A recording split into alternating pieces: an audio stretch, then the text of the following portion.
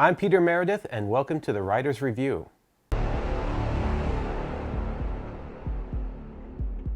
Today we are taking a closer look at The Mandalorian, Episode 8, the season finale. Normally, a finale is when all the loose ends are tied up and the various storylines that were running throughout the season come together. With The Mandalorian, there's only one storyline, and it's just as vague as it was 8 episodes ago. Someone is after Baby Yoda. Apparently, it's Darth Urkel.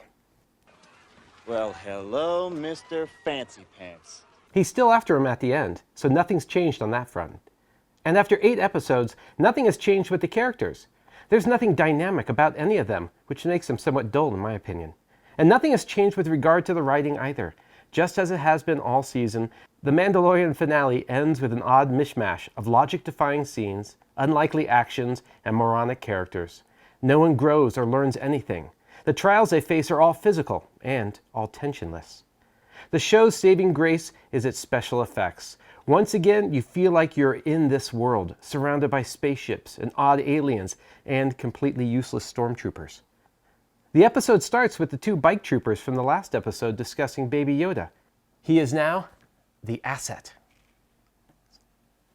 We're 1 minute into the story and things already don't make sense. All the troopers know is that someone told someone else to get back to the ship. Based on this alone, they race out into the desert, kill this weird, helpless pigman, and grab a bundle from the ground. They don't even know what Baby Yoda is.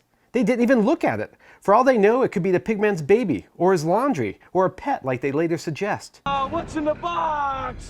And if this asset is so important, why send only 2 retarded stormtroopers after him? And then, instead of rushing the asset right to Darth Urkel, which is what we would all do, they hang out in the desert and shoot uselessly at a can, missing every single time. I know a lot of people found this scene to be funny. I found it to be pathetic. The scene is a lot like the Apollo Creed scene from the last episode. She's gonna eat me! In that it cements in our minds just how weak and useless stormtroopers are. Why should we fear them? Really. Later, when the good guys are surrounded by them, I sort of shrug, thinking, they're just stormtroopers. The writers used a joke to make us less afraid of the bad guy, purposefully. Let that sink in. Silence of the Lambs is a creepy movie, but how creepy would it be if Hannibal Lecter was afraid of spiders, and when he saw one, he screamed and jumped up on a chair?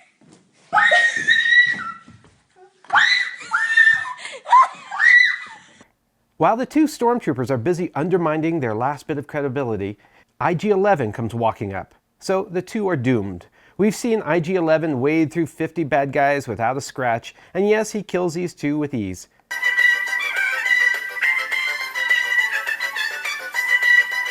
Since they can't shoot, and their armor is made from recycled plastic spoons, did we expect anything different? Now, since it's a nurse protector droid dedicated to preserving the life of Baby Yoda, it should keep well away from anything like battles or gunfights or danger. So what does it do? Yep, it goes straight into a battle. Oh, wow, that's brilliant. It heads straight into town and starts murdering the stormtroopers. Yes, murder. Those are people beneath those helmets. Yes, they deserve to die, and I hope they burn in hell. And who knows how many of them are cross-eyed orphans forced into a life without target practice. We jump over to Mando and the others, and they're still trapped. What the hell are we waiting for? Gina asks.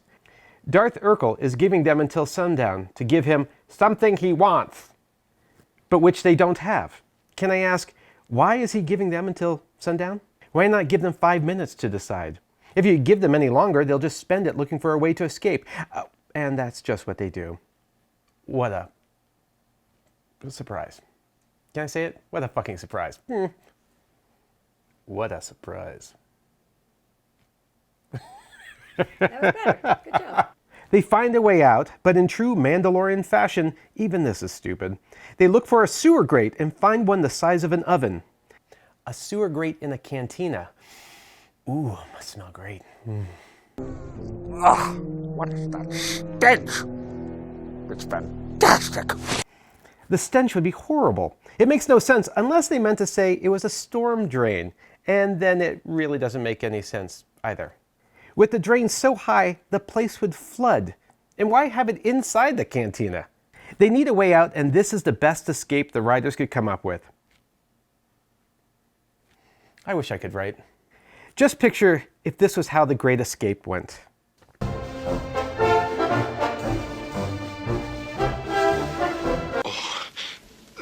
That's disgusting.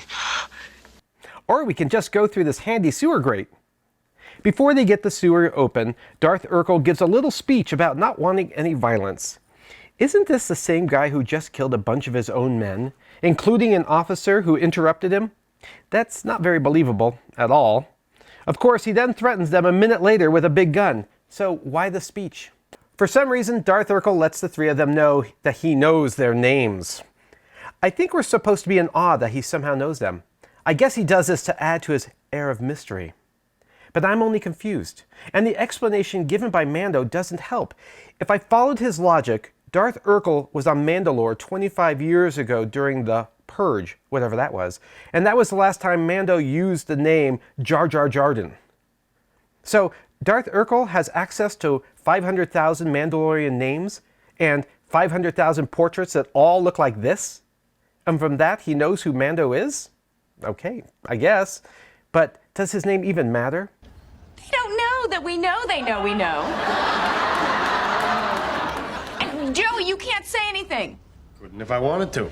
Darth Urkel's droning doesn't amount to much, but it's better than the long flashback we're subject to next. It's the same flashback that we've already seen. Yes, it humanizes Mando. He was a kid once, but does it do anything for the story? Has any of this given us any more info on Mando? Any insight into the man behind the mask? No, not really.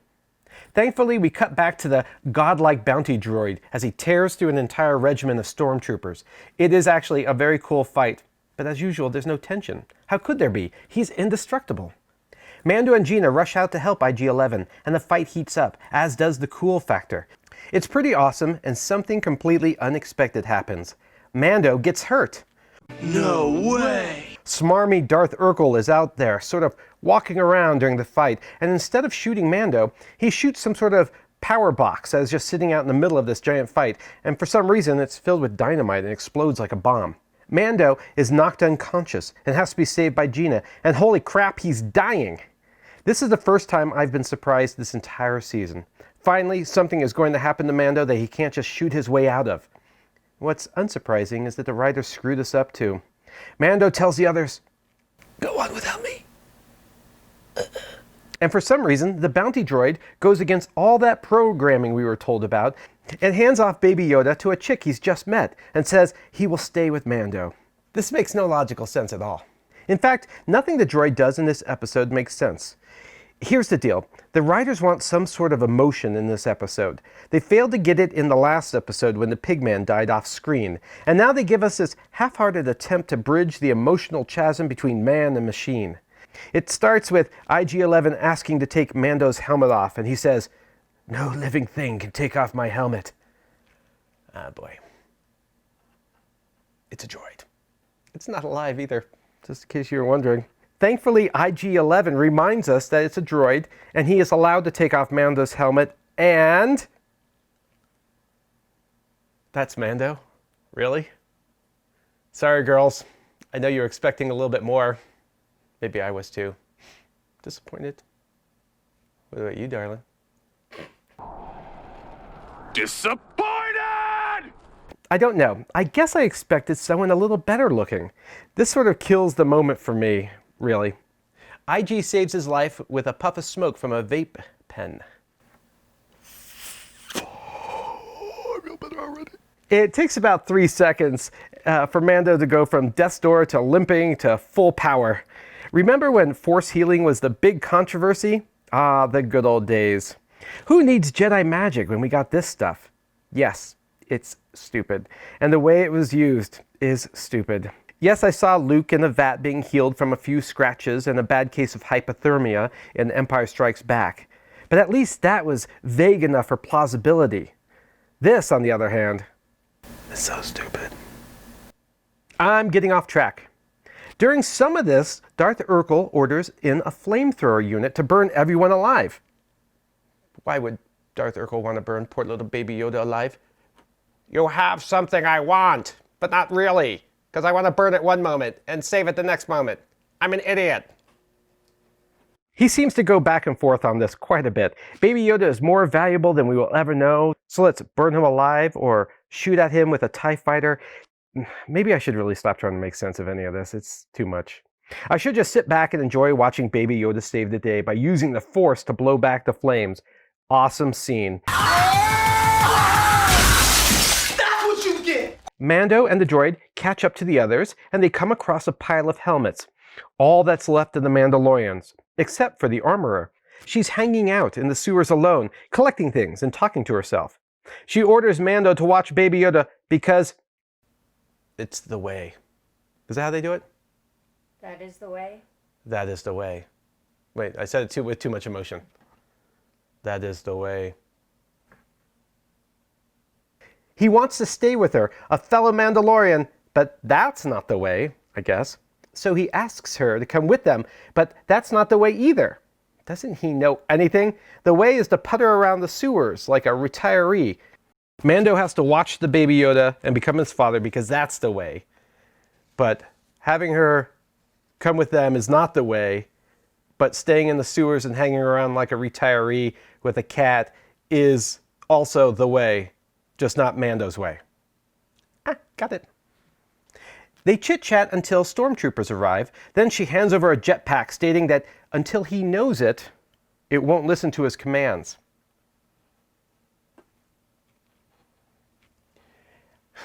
And yet he's flying 5 minutes later.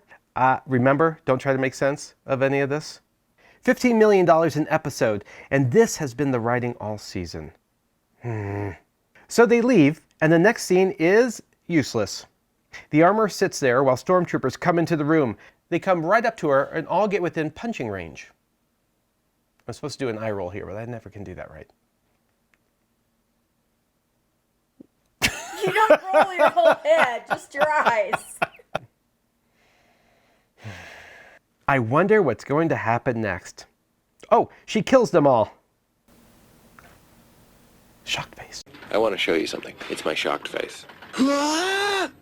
The fight scene is useless and serves no purpose to the story, except to once again undermine how useless stormtroopers are.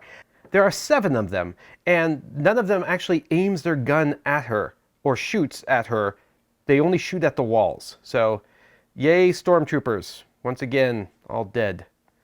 I think I'm supposed to be amazed that someone with only 2 minutes of screen time is a badass. Alright, I guess. At the same time, everyone in the show seems to be able to kill a dozen stormtroopers at a time without breaking a sweat, so what can you do? While we waste time on a side character, Mando heals completely, and they find a river of lava and a boat. They climb in, and suddenly an R2 unit on it comes to life. I'm thinking it's going to be another adorable little R2-D2 kind of robot, but not so fast. It's kind of freaky looking. I'm impressed, but you know that won't last long. Mando asks the perfectly idiotic question, I don't suppose anyone here speaks droid. I swear, the stupid, it really burns sometimes. IG-11 is right there. Back to the action. Oh, there are stormtroopers guarding the exit. An entire platoon! So, what's 15 troopers to these guys? The armorer just killed 7 with a stick. Anyways, the R2 unit won't stop, so Gina kills it, but the boat keeps floating. Oh no, what are they going to do? Hold on, Mando was just given a jetpack. Couldn't it be used to push them back upstream? And what about his grappling hook? No one thinks of these obvious ideas, and they are floating to their doom until the Bounty Droid decides that although it's impervious to blasters, and it's never been hurt, it should self-destruct to save everyone else. They really play up the sacrifice like it actually means something. The music makes it all mopey, and Mando says, don't do it. And I have to say, I almost cried. You lied, right? Then you lied about lying. Okay? Then you lied about lying about lying. None of this makes sense at all. These are just stormtroopers. And why does Mando suddenly care about IG-11? He hates droids. The swelling music, IG-11 steps into the lava and slowly walks to the front of the entrance and pulls out a bomb. Hold on. He has a bomb that he controls.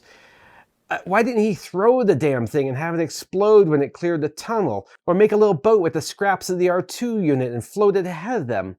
I think maybe the writers realized they should never have made IG-11 so freaking powerful, and they needed a way to kill it. So it marches out, and the stormtroopers just stare at this deadly robot until it blows itself up.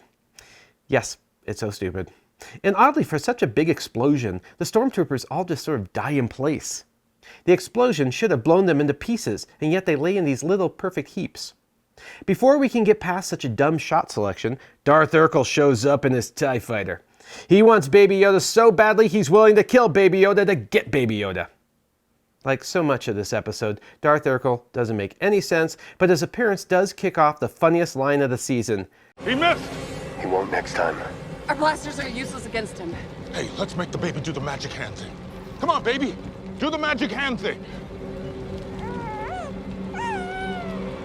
But no time for that because Darth Urkel is coming back, and thank goodness he is even more stupid than Mando.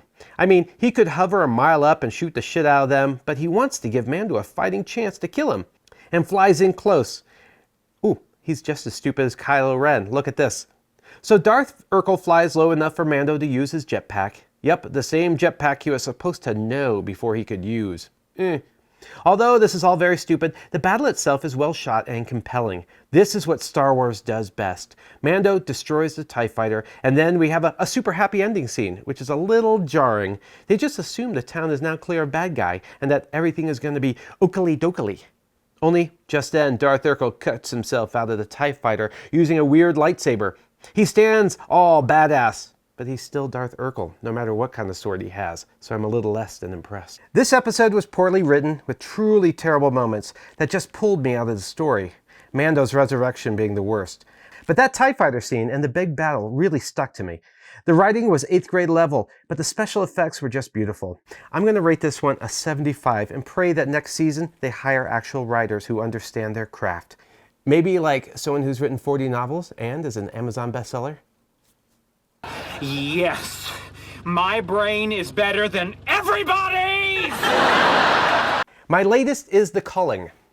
After living through the hatred and insanity of 2020, renowned geneticist Daniel Magnus has decided that humanity has reached its peak as a species. It's time to tear down and start again. And what better way to eradicate humanity than by unleashing the monsters inside each of us? Destroying mankind is simple compared to perfecting a new version of mankind.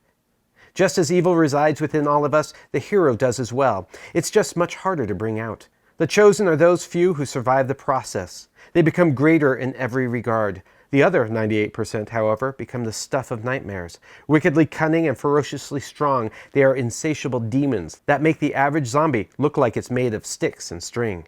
Into this cataclysm, Bryce Carter is thrown wearing nothing but a hospital gown. He dared to defy Magnus, who felt injecting him with the serum just wasn't punishment enough. Barefoot and bleeding, Bryce has to fight his way out of a city overrun with zombies. Led by the demons, the dead sweep across the streets like a gray river, forcing Bryce to crawl through sewers and down into the dark tunnels beneath the blood-soaked streets. He's hounded relentlessly and growing desperate as he only has so much time. Nuclear weapons are being readied, and soon the city will be turned to dust and glass. It is the way.